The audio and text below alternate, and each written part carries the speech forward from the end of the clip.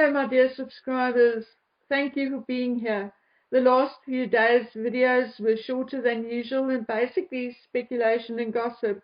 And although with serious undertones, the videos were a little less serious, and I wish we could continue like that. But unfortunately, we can't rehash Megan's excrement forever and a day. It is not my style, and my ADHD won't allow me to keep rehashing the same shite too often. So with that said, I do wish to warn you that although I'm going to keep this very respectful, this subject may upset some of you. So if you are not feeling strong today and really cannot deal with some negativity, then please give this video a miss. You are important, you are my priority, and you are who I am fighting for. So if you are not fighting fit today, it is okay. We can't and should not be rearing up on our hind legs every single day. Take a day off, take a breather, and come back and watch this some other day. It is fine. It is okay. And I still love you. Okay, so for those of you who stayed, I'm sure some of you saw the newspaper headlines informing us that King Charles is worth in the region of £600 million. Just the heading had many people up in arms, wondering why the state would then pay £100 million for his coronation and so forth. And we shall address that specifically a little later. But first, let's correct the Mail article with the truth, with reality. The estimated 600 million is basically just what he earned and have left over from his Duchy of Cornwall income, as he cleverly, and like most other people with a brain would have done, invested and saved a portion of the money he got annually. I personally do not and will not blink an eye about this particular so-called revelation. This is perfectly in line with large corporate CEOs, clever celebrities, and high-income people, whatever they do for a living. However, the heading is misleading, and it is also basically false and incorrect. The king is not worth £600 million, not by a long shot. The king's personal fortune is largely concealed from the public, and therefore no one will or can know exactly what the king is worth, not in capital or in other assets. But a very basic estimate and calculation done after the death of the Queen puts the king's private assets at about £2 billion, according to The Guardian. And scrutinizing their calculations, I found that they are indeed wrong as well. So let's take a quick run through my calculations, and then I must mention that my calculations are based on Andrew Morton's book, on The Guardian, on the Daily Mail, and a number of articles and things that I could find online. So even my calculations won't be 100% accurate. Any case, so let's assume the Daily Mail is correct and that the king has approximately £600 million in capital, in savings and investments. Okay, the king is in possession of an estimated 23 vehicles held at the various estates. Some are privately owned, some are on loan from the manufacturers, and some are held in right of the crown, thus belongs to the state and is held and used by the king on behalf of the nation. However, state-owned vehicles aside, and we can put that aside because those vehicles are on state records and can be tracked and traced. So we can move that out of the way. So after that, we can make a conservative guess that the vehicles that actually belongs to the king is worth approximately £6 million. The king inherited two private properties from the Queen, namely Balmoral and Sandringham. Both properties come with large pieces of land. Balmoral is estimated to be worth in the region of £80 million. Sandringham is estimated to be worth approximately £250 million, and I'm told that is a very conservative estimate. So those two properties together should be worth at least £330 million.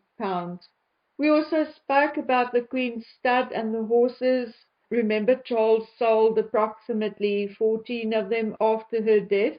It has now been revealed that he received in the region of 2.3 million for the horses which he sold. However, the entire or total stud is estimated to be worth about £27 million. The royal family owns what is considered the best stamp collection in the entire world. The collection was allegedly started by George V, the king's great-grandfather, and that collection is indeed worth £100 million. We have spoken ad nauseum about personal and royal gifts, and obviously the principle also applies to jewelry. And remember, there is now the issue of jewels gifted to the Queen by foreign countries prior to 1995. If you haven't seen that video, go and watch it. However, it is therefore very difficult to put a value to all the jewelry held privately by the royal family, be it pieces gifted before 1995, inherited from the time of Queen Mary, or wedding, anniversary gifts, etc. Very, very difficult.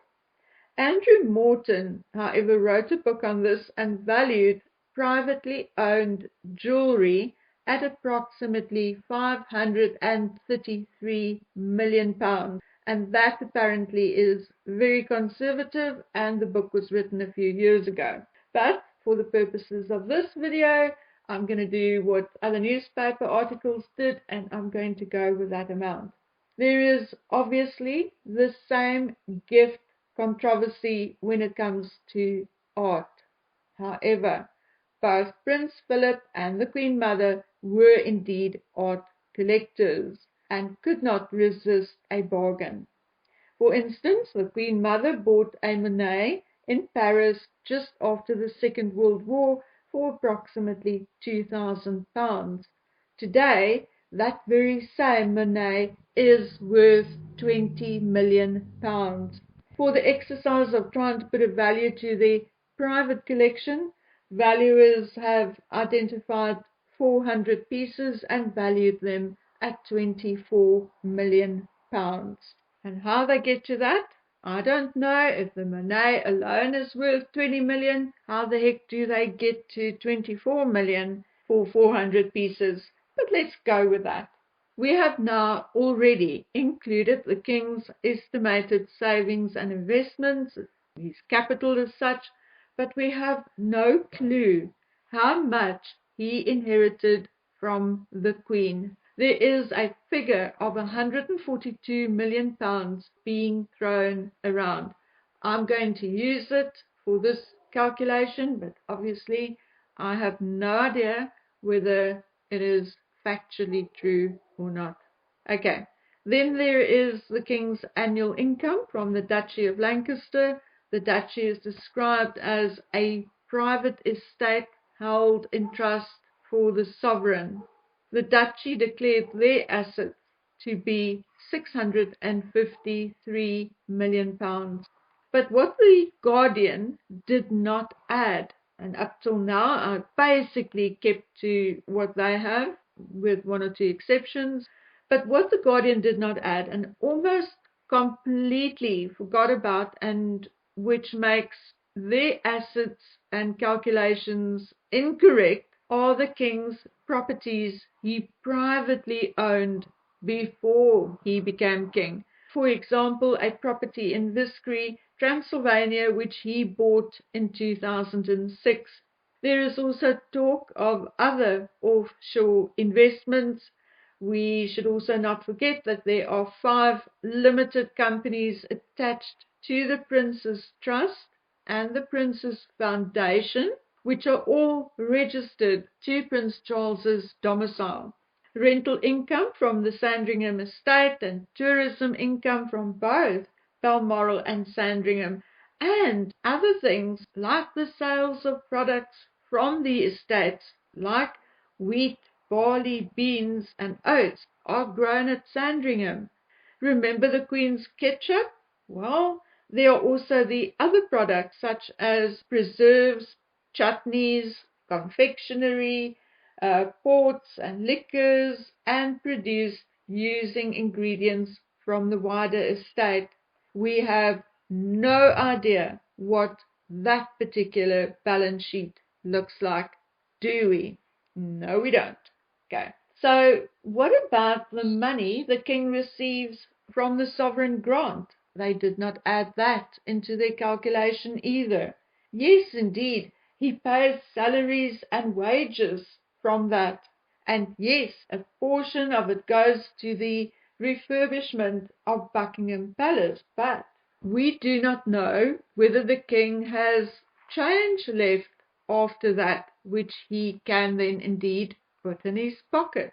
It would thus be my guess that the king is not worth £1.8 billion, like the Guardian is saying, but instead more like 2.1 to 2.5 billion pounds.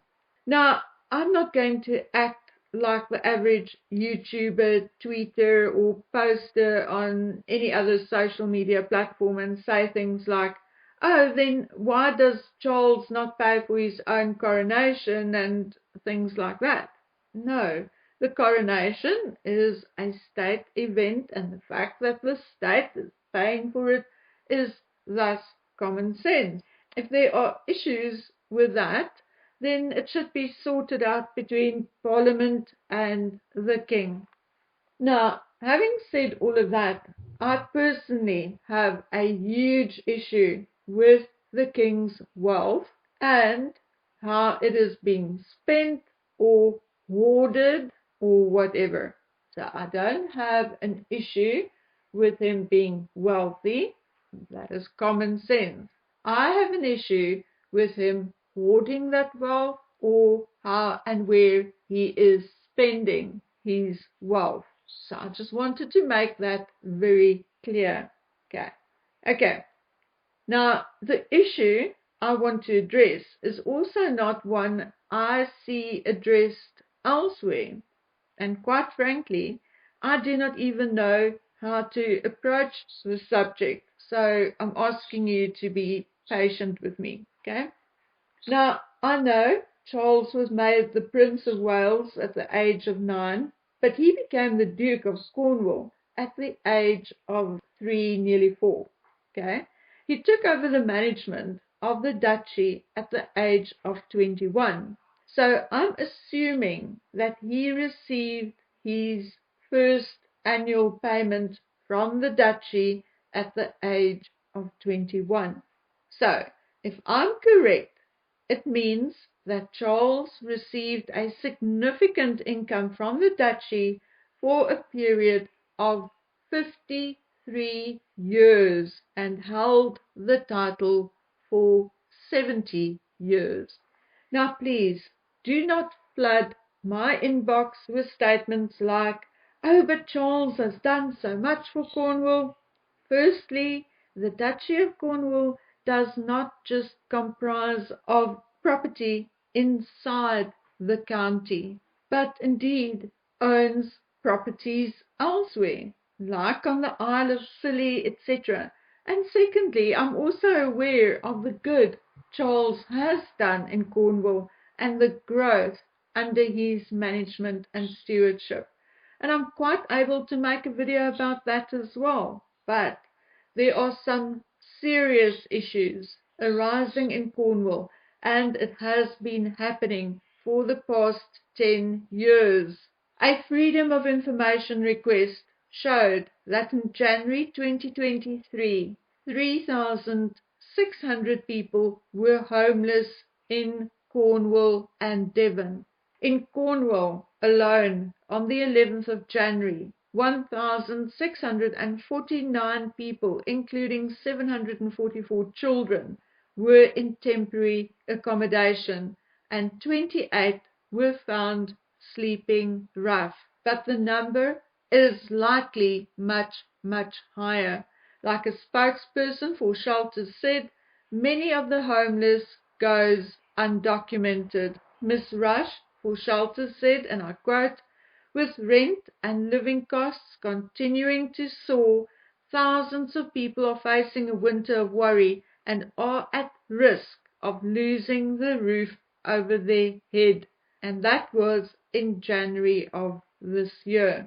Now, looking back, we also know that Prince Charles, or the Duke of Cornwall, was actually one of the culprits, one of the landlords who actually did put some of his rentals up during COVID.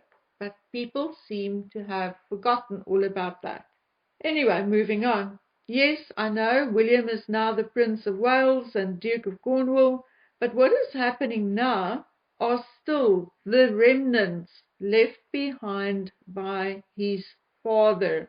And it is extremely sad to think that on the one hand, you have a man worth not 1 million, but 1 billion or possibly 2 billion. And on the other hand, you have families with children on the street, the elderly sitting on the street without a roof over their head, and so forth. Now, you need to really, really understand that when we speak about the Duchy of Cornwall, we are not talking about Cornwall, the actual place as such. The Duchy of Cornwall spreads over 20 counties. It includes 2,640 leases and tenancy agreements, 260 farms, £67 million in land for development, and £397 million in commercial property. But that is not all. It also makes money through various businesses like the Duchy Nursery and various holiday cottages. So when I give you a figure for the homeless, okay, it only applies to Cornwall and not the other counties where the Duchy owns properties. Overall, the homeless figure in England has drastically increased over the last 10 years.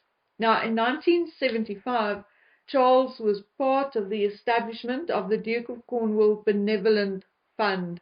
But in case you think this was Charles plowing back what he got from Cornwall over the years, you will be sorely mistaken.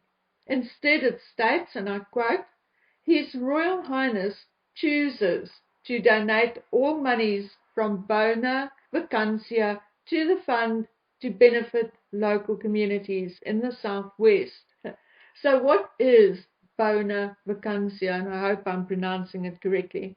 It is basically ownerless properties and assets, things left behind when someone dies without a will and no surviving or traceable relatives. So no, the prince did not donate out of his own pocket, nor did he put in any work or effort to collect the funds for the benevolent fund. No, no, no. Instead, he took people's assets and basically just redistributed it. Usually, such cases are dealt with by the Treasury solicitor, but not in the duchies of Cornwall and Lancashire. In 2020, the fund made donations to Cornwall Community Foundation, 100,000, Cornwall Community Foundation, £40,000. Now, the 100,000 was for Cornwall's post-COVID Build Back Better initiative, and the second consisted out of two grants of 20,000 each, and the documentation doesn't show who or what the grants were for. Okay. Other donations went to Cornwall Historic Churches Fund. How this helps the homeless, the sick and the poor, I don't know. Children's Hospice Southwest, Cornwall Hospice Care, Haley Youth Project, Royal National Lifeboat Institution, Soil Association, Go Beyond, the Beehive Centre, St. Goran CLT Limited, the Plate Award. Okay, what an award would do to help feed people or house people, I don't know. I looked it up and it is an award presented to a person who has contributed most to the spirit of Cornwall. Okay. Okay, New Quay Dramatic Society, a band of brothers, and the Reverend Canon Perron Gay. Now, I looked him up as well, and as far as I can see, he's not even retired yet, he is still working. Okay, so the point is that it is not just the poverty causing the homeless issue. Cornwall has a housing crisis, and in 2022, Cornwall purchased 29 modular homes to be placed in different locations throughout Cornwall.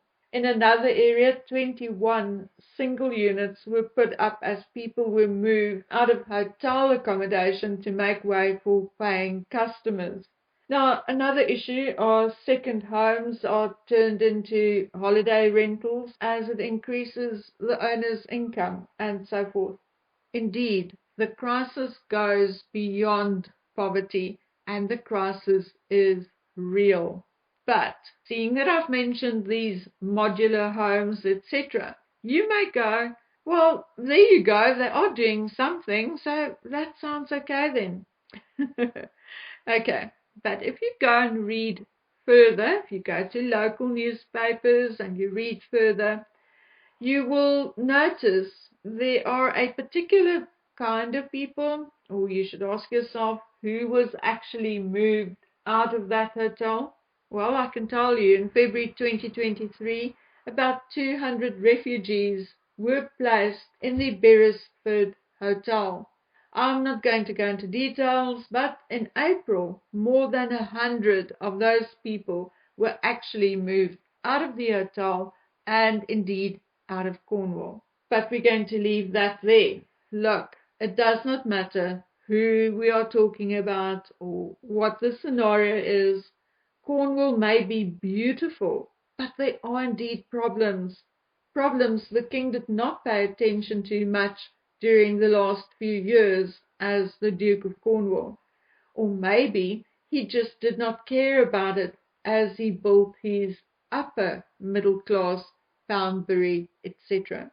Now my question is, how can a man, a human being who had gained so much from his association with Cornwall, turn his back and walk away, enjoy his spoils, so to speak, while others suffer?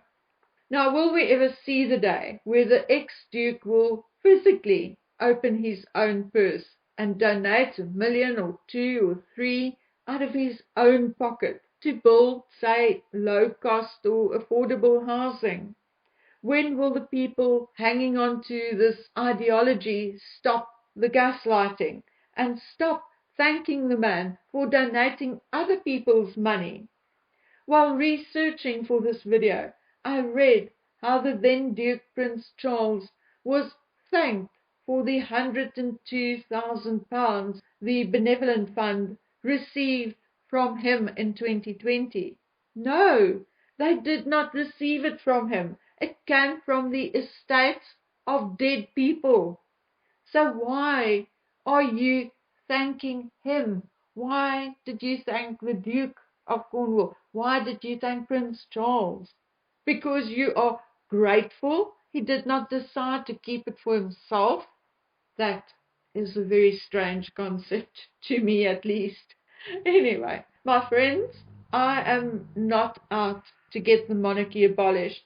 I've said this many, many times. I would rather put up with King Charles III for a few years than lose the monarchy. But England cannot afford to continue the way it is, and that includes the way your monarch is being compensated. You need to establish a committee to look into this and reevaluate this. Does he really need 25% of the profit of the Crown Estate as a sovereign grant? Does he really need 100% of the net profit of the Duchy of Lancaster? Why is the money for the refurbishment of Buckingham Palace paid to the King as part of his sovereign grant? Why isn't it paid, managed, or spent by the Crown Estate? Surely it's their job. The King is not an architect, or an interior designer, or a plumber, or a builder. I mean, that money should be managed by someone who has that kind of personal expertise. But I digress. We'll talk about Buckingham Palace, etc. in another video. For now, Cornwall is the topic and the scenario I want to draw your attention to. I know William is new to this. I also know that William and his father do not agree on many things. I also think that the main thing the people from Cornwall, the Isle of Scilly, should do is to sort their leasehold scenarios out, even if it means going to court. Owning the land your property is on is absolutely essential at this time. The King has a track record of being ruthless when it comes to money and business, and he had fought the abolishment of the leasehold scenario for years. Now that William is Duke of Cornwall, I think you finally have a chance. But I also know that it is something William and Charles have disagreed on in the past. So, advice for you, hang in there and fight for what is rightfully yours. There is not enough housing for everybody in lovely Cornwall, and there is no help coming from the man you paid millions to over 53 years. So wake up and smell the roses and hope that his son has the empathy his father did and does not have. And before you turn to the comment section and bite back at me, there are two things I want to add to this already long video. Firstly, I live in a country where we have already been through what you are going through. When our country suddenly and basically overnight changed from one government system to another. We then also had illegal immigrants streaming over the border. We had unemployment figures shooting up, homelessness rising, etc. Until the country was forced to put the brakes on and start to take things in hand. Yes, we still have major issues with corruption and theft and fraud in government and parastatals, but regardless of still struggling economically, we do not see the level of rough and street sleeping as you do in England and in America. And I wish I could take you and your politicians by the hand and ask you to come and look at us and learn from us so that you do not make the same mistakes as we did. Secondly, it is okay to admire someone. It is okay to respect someone like King Charles. He has good qualities, like, for instance, that he is an incredibly hard worker. But what is not okay in modern society is to have someone in his position placed above the law and above being held accountable for their actions. Have a monarch, have a constitutional monarchy, as long as both sides play by the rules. The purpose of a constitutional monarchy is to represent the people in government in order to protect the people from a government. But taking into account what I have just illustrated to you happening in Cornwall, do you sincerely think the current sovereign is aiming to do just that? It is okay to put a face to various charities, but when is charity truly going to come from the human behind the face? If I was resident in Cornwall, I would be calling on Prince William, the current Duke of Cornwall, to bring the leasehold scenario into line with the rest of the country.